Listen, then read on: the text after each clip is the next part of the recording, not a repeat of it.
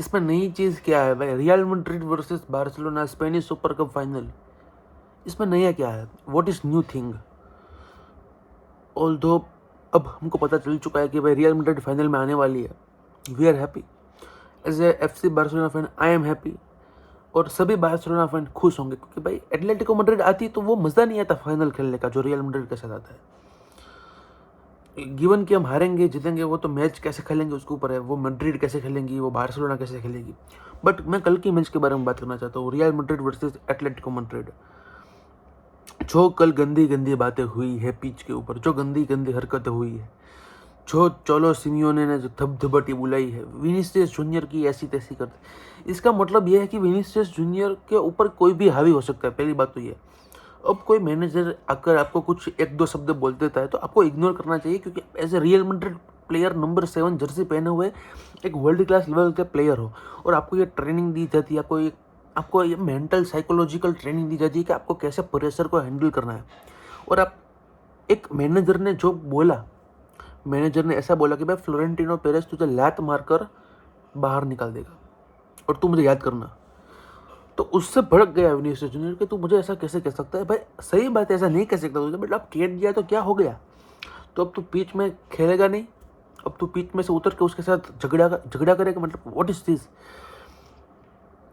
It was a very bad game from real Madrid. It was a very very disturbing game from Vinicius junior. Disturbing इस तरह से बोल रहा हूँ कि मैं डिस्टर्ब हो गया था कल विनीसियस जूनियर की गेम खेलकर। गोंजालो गार्सिया खेलता है गोल मारता है, रोड्रिगो खेलता है गोल मारता है, एम्बाप्पे खेलता है गोल मारता है, विनीसियस जूनियर खेलता है, कहाँ जाता है। अक्टूबर की कुछ 4-5 तारीख से उसने गोल नहीं मारा है और उसको कॉन्ट्रैक्ट में पगार बढ़ाना है।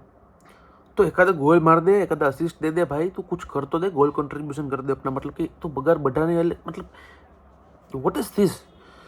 ऑल्दो मैं विनीसियस जूनियर की बात नहीं करना चाहता हूँ क्योंकि भाई Vinicius junior is a world class player हो, मुझे भी पता है, वो आपको भी पता है, बट वो लेवल्स जो कि हम देख रहे थे 2 साल पहले तक, जहाँ पर 2024 में हमने रियल मैड्रिड को बायर्न म्यूनिख के सामने देखा था, रियल मैड्रिड को बार्सिलोना के सामने देखा था, रियल मैड्रिड को डॉर्टमुंड के सामने देखा था, जहाँ पे हमको एक अलग विनीसियस जूनियर देखने को मिला था, जहाँ पे हमको एक अलग ब्राज़ीलियन सांबा बिस्ट देखने को मिला था, जो कि भाई एक अलग लेवल पे था।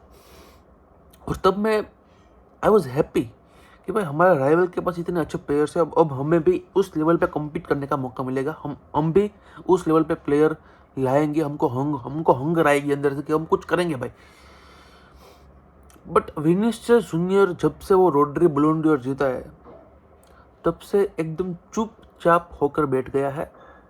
पहले सब लोग ऐसा बोलते हैं, बट मुझे ऐसा लगता है कि जब से किलियन एम्बाप्पे आया है टीम में, उसको लग रहा है कि जो अपॉर्चुनिटी उसको मिलने वाली है या मिलने वाली थी वो अब उसके हाथ से चली गई है। वो अब किलियन एम्बाप्पे ने झड़प ली है। Kylian Mbappe are having more opportunities than Vinicius Junior की गोल मारने के लिए, असिस्ट देने के लिए, लाइमलाइट में आने के लिए। Kylian Mbappe is doing very well. अब विनीसियस जूनियर किलियन एम्बाप्पे के पहले के एरा की बात करें तो Vinicius Junior was considered one of the best player in the world football. Top 2 top 3 की बात कर रहा हूँ मैं। किलियन एम्बाप्पे के साथ टो टू टो कम्पीट कर रहा था बेस्ट प्लेयर बनने के लिए, और कहीं हद तक हालैंड भी पीछे छूट गया था उस रेस में। बट उसके बाद जब किलियन एम्बाप्पे रियल मैड्रिड आता है तो हम सबको लगता है कि भाई Kylian Mbappe, Vinicius Junior, Jude Bellingham, Rodrygo, ये सब प्लेयर एक साथ इकट्ठे होंगे, गैलेक्टिकोस बन गई है। अब तो सब टीम की ऐसी तैसी होने वाली है, बट उनकी ही ऐसी तैसी हो गई। और ये मुझे लग ही रहा था। क्यों लग रहा था कि भाई ऐसा इसलिए लग रहा था कि जब जब एक साथ बड़े बड़े प्लेयर्स इकट्ठा हुए हैं, अब वो अगर मैच्योर प्लेयर्स है, उनकी मेंटेलिटी सेम है, वो जानते हैं कि वो एक दूसरे के लिए खेलने आए हैं, टीम के लिए खेलने आए हैं, ना कि अपने लिए, तो एक बहुत ही बेहतरीन टीम बनती है। और वो ऐसी टीम बनती है जो कि हमने देखा था 3 पे जीतती हुई रियल मैड्रिड को, या फिर 2009 ट्रिपल विनिंग टीम बार्सिलोना। बड़े बड़े ईगोस, बड़े बड़े प्लेयर्स, बड़े बड़े कोचेस, बट एक ही मोटो था टीम के लिए खेलने का, एक ही मोटो था। बट यहाँ पे मोटो ये है कि गोल कौन ज़्यादा मारेगा, मोटो ये है कि बॉलून डॉर कौन जीतेगा। चैंपियंस लीग जीते हारे उससे कोई मतलब ही नहीं है, पगार मिलना चाहिए। कॉन्ट्रैक्ट में मुझे पगार दे दो वरना मैं सऊदी अरेबिया चला जाऊँगा। मुझे सऊदी अरेबिया का तेल बहुत अच्छा लगता है। मुझे पगार दे दो वरना मैं PSG चला जाऊँगा, चेल्सी चला जाऊँगा। बहुत सारी बातें ऐसे चल रही है और स्टोरी में तो सिर्फ हाला मड्रिड ही करने का है। बड़ी बड़ी बातें, छोटी छोटी हरकतें, ये क्या मतलब कि Vinicius Junior I don't want to talk about that very much. हाँ, बट कल के मैच में बात करूँ भाई, Atletico Madrid played well than Real Madrid. पहला जो गोल पड़ा फेदे वाल्वेर्डे का, फेब्यूलस प्लेयर फेदे वाल्वेर्डे, पहली बात तो ये। 2-3 प्लेयर ऐसा है कि अगर रियल मैड्रिड के पास वो नहीं होते ना तो जो 2 चैंपियंस लीग जीते थी ना वो काउंट ही नहीं होती, मतलब वो जीतते ही नहीं। उसमें से एक फेदे वाल्वेर्डे है, एक थिबू कोर्तुआ है और तीसरा प्लेयर मैं नाम नहीं लूँगा but it was Toni Kroos, obviously Toni Kroos, क्योंकि भाई टोनी क्रूज ने जिस तरह से इस टीम को बिहाइंड द पर्दे के पीछे रहकर जो संभाला है, तो चैंपियंस लीग जीताई है। सब लोग लुका मॉड्रिच की बात करते थे बट टोनी क्रूज ने जो किया है it was very very sublime, undisputed thing. Fede Valverde ने जो कल गेम खेली है इट वॉज एन मास्टरपीस मेरे हिसाब से। उसका जो वो एक अलग लेवल की एनर्जी लेकर आता है पिच पे, जो अलग लेवल की एंथुसियाज्म लाता है, जो कि दूसरे प्लेयर को भी मोटिवेट करती है भागने के लिए 2 दिन। मतलब इट वाज समथिंग कि आप एक ऐसा प्लेयर को लाते हो तो पूरी टीम मोटिवेट रहती है, आपका कोच मोटिवेट रहता है, कोचिंग टीम मोटिवेट रहती है, मैनेजमेंट टीम मोटिवेट रहती है। फेडे वाल्वेर्डे एक ऐसा प्लेयर है जो कि पूरे स्टेडियम को एनर्जी से रिबूट कर सकता है और ऐसा प्लेयर आपकी टीम में होना एक आशीर्वाद है भगवान का। जय हो, हर हर महादेव।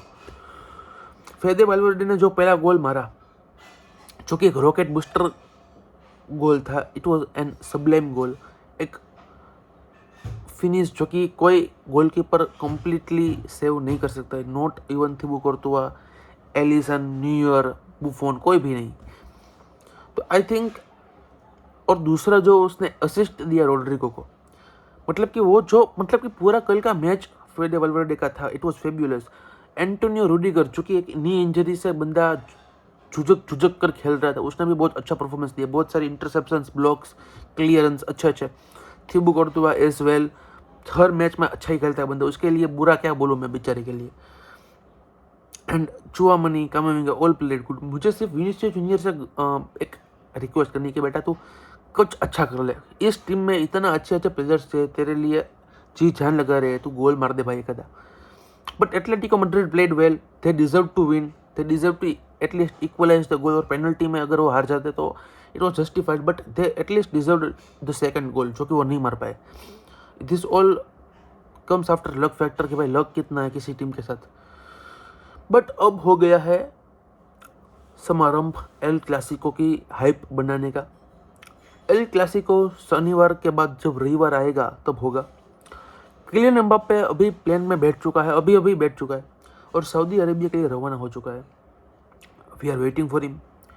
किलियन एम्बाप्पे भी होगा, Vinicius Junior, I don't know Gonzalo Garcia होगा या रोड्रिगो, बट जो भी होगा मज़ा आएगा क्योंकि भाई उनके पास सभी प्लेयर्स है, हमारे पास सभी प्लेयर्स है।